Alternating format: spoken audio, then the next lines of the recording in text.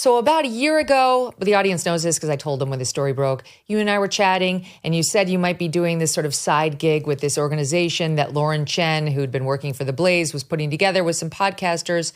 And I said, don't do it. Did I not say don't do it? I said don't do it. You did say don't do it. You did, but well, let's give people a little more detail there. It wasn't just don't do it. Basically, what I told you was Lauren Chen, who I've known for about a decade. Your viewers probably know her. You know, she's in the talk space on the right side. I remember meeting her, I don't know, maybe eight or 9 years ago at an event I did in Canada. And she was this, young, cute little girl who was doing some online stuff. So I'd known her for quite some time. She came to me and she basically said, hey, I've got this French benefactor who is putting together this network. It's going to be with heterodox thinkers. We're thinking about maybe Tim Pool and Benny Johnson. And she named a couple other people. She said, we'd love for you to be a part. You can do whatever you want.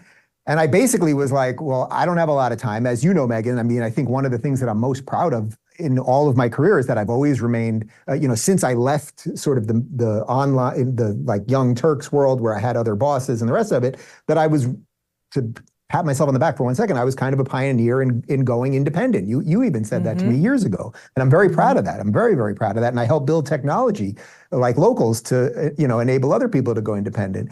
But I basically said to her, I was like, look, if I do it, I don't have a lot of time. I'll do a very quick show 4 days a week about some silly, viral video kind of stuff. And I asked for what I thought was a crazy number, a crazy amount of money. And in essence, after 1 or 2 conversations, they basically said yes. And I called you the night before. This is what you're referencing.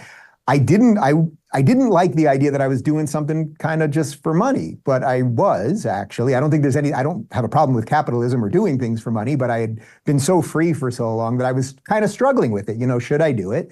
And obviously, if you're starting a network, let's say you're starting a Daily Wire or you're starting Blaze or whatever it might be, you're going to pay a premium for talent, obviously, to help you build that brand.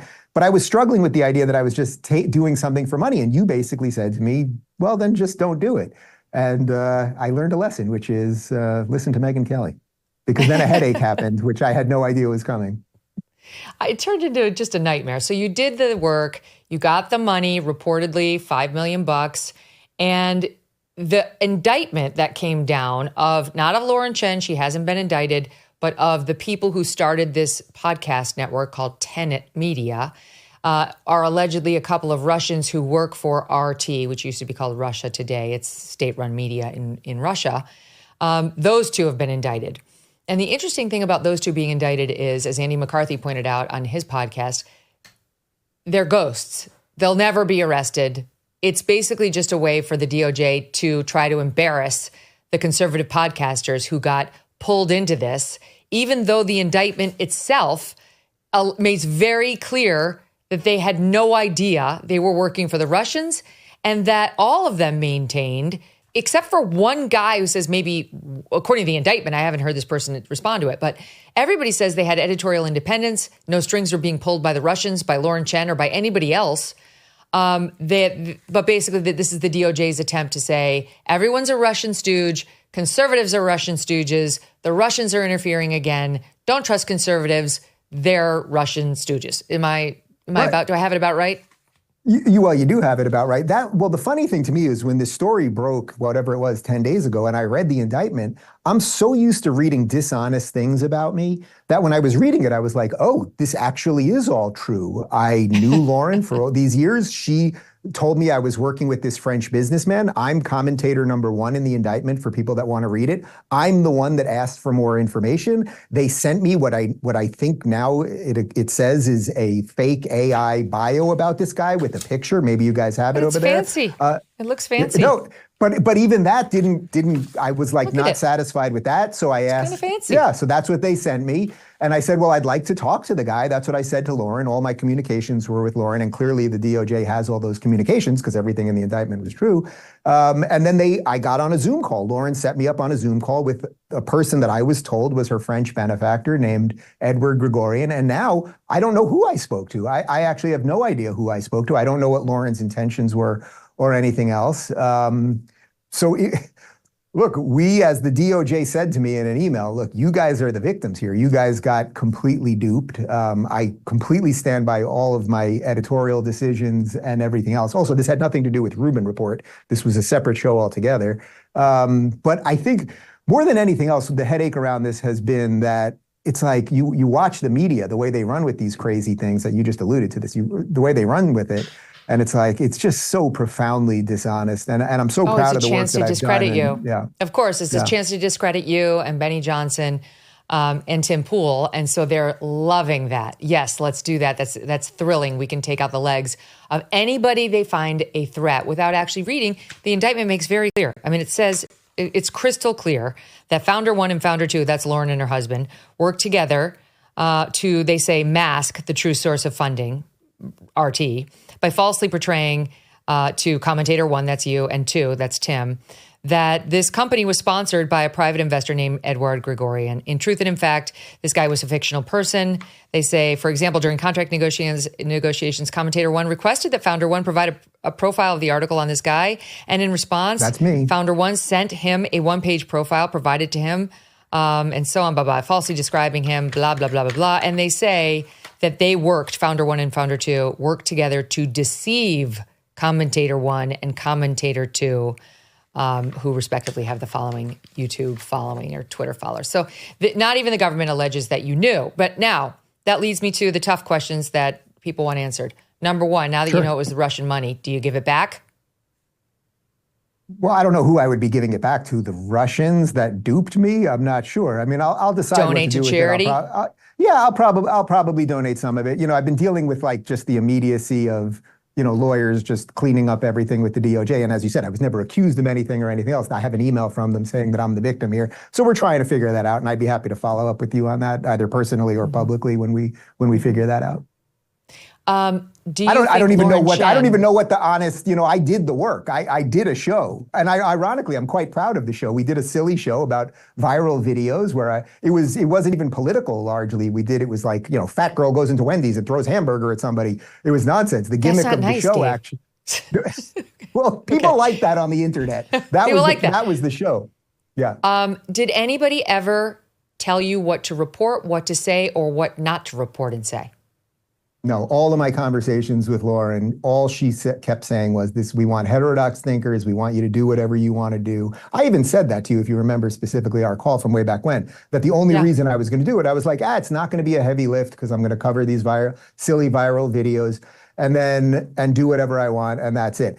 Just to be clear about one thing, because it's not quite in there, but just to clean up one thing, they ended the contract with me in May. So it started around October or so. Someone can check the exact date. But they ended it in May, clearly because they were not, whatever it is they wanted out of me, and again, I didn't know any of this, clearly they were not getting it. So it's not as if I've been in contract with them the entire time. They sent me a desist letter, and then I was just like, you know what? This was a headache. I probably should have listened to Megyn in the beginning, and that was it. So you only dealt with Lauren. You didn't deal with the two people above her because those are two Russians who are named in the indictment who they claim are trying to pull the strings here. No, Lauren is the only person I ever spoke to, except that she set me up on the Zoom call with this guy that, again, I thought was Edward Gregorian, I think in Paris. And I just don't know who he was. I honestly don't know. I don't even know that the government knows. Was it one of the two people in the indictment? I just have no idea. But she's the only one that I dealt with. I have no idea what her intentions are. Did she know? I simply have no idea.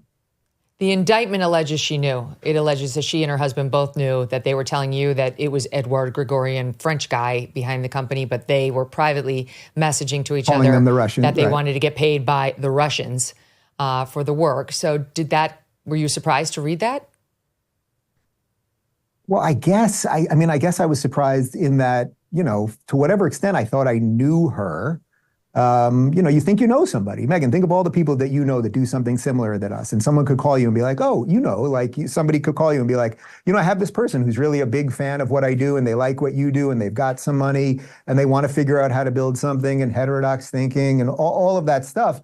I felt that I did my due diligence, especially by talking to the guy. But as you know, that when I called you the night before I signed it, I was still a little, just the idea, again, of doing something just for money was still sticking with me in a little bit of a weird way. But again, it's just crazy to think that I knew this girl for so long and that she was so deep in something so crazy. But I suppose the allegedly. DOJ will have more on that. Allegedly. Yeah, we'll find out. I mean, they're definitely claiming that Lauren and her husband knew and perpetrated a fraud on you and Tim and the others and kept it a secret intentionally. We haven't heard her respond at all. So I assume she's denying. She might be working with the feds. No idea. We'll have to wait to see. Have you spoken with her at all or her husband? No. My last communication with her, I believe it was May 21st, if I'm not mistaken. They sent us a letter saying they were done. You don't send the WTF text? No, because I really, truly, this may sound crazy because it was a lot of money, but I got the email and I was just like, you know what, it was a relief. We're very busy around here. My guys work their butts off. Again, I really enjoyed the show because it was silly and fun. It wasn't really political, so I like doing nonsense. We would show clips of old stand-up comedians and comment on it. Actually, one of the gimmicks of the show was that I wouldn't even know. My staff would pick the videos, so I wouldn't even know the videos we were covering before. We thought that was like a funny way of doing it live, like I'm just watching TikTok nonsense and reacting in real time. But I really felt it was a relief. You know, I obviously I've done okay here, and I was just like, you know what? Forget that money. Let's just go ahead and do other things. And we're building other things even as we speak. Mm-hmm. So I did not even respond just to be clear, when you say your guys were choosing the videos, this isn't like these aren't guys controlled by the Russians. These are your guys. No. In your life. I mean, my guys in the morning. No. Yeah. My team in the morning. Are you guys controlled by the Russians? No, my guys in the morning literally would be like, I saw this on TikTok. It was literally like fat girl throws hamburger at somebody. There you go again. The proper term is heavy set. No, large woman goes to fast food joint and, you know, that. Look, I just think that no one's going to believe that you're a Russian stooge other than people who hated you to begin with. So I don't feel that you've lost anything in this. In fact, you've gained some money.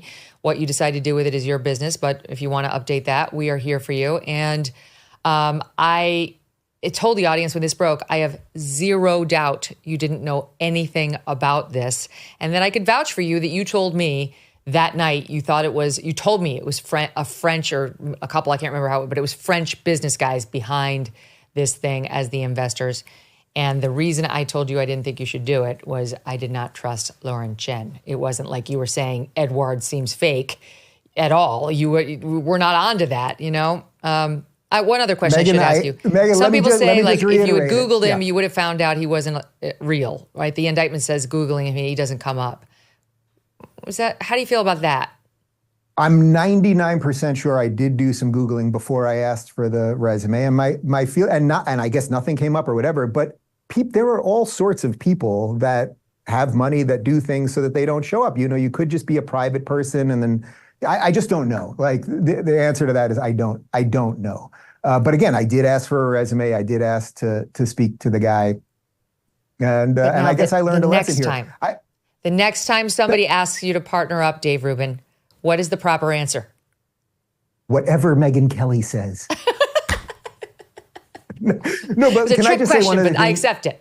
Yeah, go ahead. Let me just say one other thing on a personal note, because you just referenced that, yes, of course there's going to be a certain set of people that will never want the truth, and they're just going to use this against me and all that stuff. Okay, fine. That's just the nature of the internet, and I'm not here to censor those people. But I would like to say that it wasn't, you obviously gave a great defense of me, and you had a little inside knowledge, but virtually everyone in our space that should have defended me, or at least said, you know, whatever, did. And you really find out who your friends are in these weird moments. People who or even just, it's not that everyone had to do it publicly or that everyone's a public person, but the people reach out to you and they just check in. And I have to say, like, maybe more proud than I am of building whatever I've built professionally, that I guess I've surrounded myself, and I guess there's a glaring exception, which would be Lauren, with some good people. And that really has been the nice part of this, which I know sounds corny or whatever, but it's the truth. No, I know exactly what you mean. I mean, it's like, I don't know Tim Pool. He's been on the show one time, but I never questioned that Tim Pool would not voluntarily be a stooge for the Russian, nor you. I don't know Benny at all.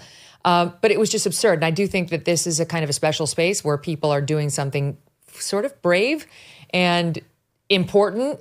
And the first instinct should be to question these mainstream narratives about people in this lane, because the left-wing press was too quick to jump all over it and try to paint all of you guys as basically willingly working for RT and hiding it. That was an obvious lie. So I think the audience knows what's what. You know how much my family and I love our dogs. Yes, even sweet Strudwick. I can't even imagine life without them. They've got a great life. They're lucky. But some dogs aren't. And that's why I'm so glad to tell you about Delta Rescue. It's the largest no-kill, care-for-life animal sanctuary in the world. They've rescued thousands of dogs, plus cats and horses too. They provide all of these animals with shelter, safety, and most of all, love. And they've been doing it now for more than 45 years. Delta Rescue relies solely on contributions, and giving can bring tax benefits too. Speak with your estate planner about how you can grow your estate while helping animals in need. Check out the estate planning tab on their website to learn more. We love our Thunder and Strudwick, but we would like other dogs who need love to find it too. Visit deltarescue.org today to learn more. That's deltarescue.org. Thanks so much for watching. If you like what you just saw, hit the subscribe button for more clips and full episodes.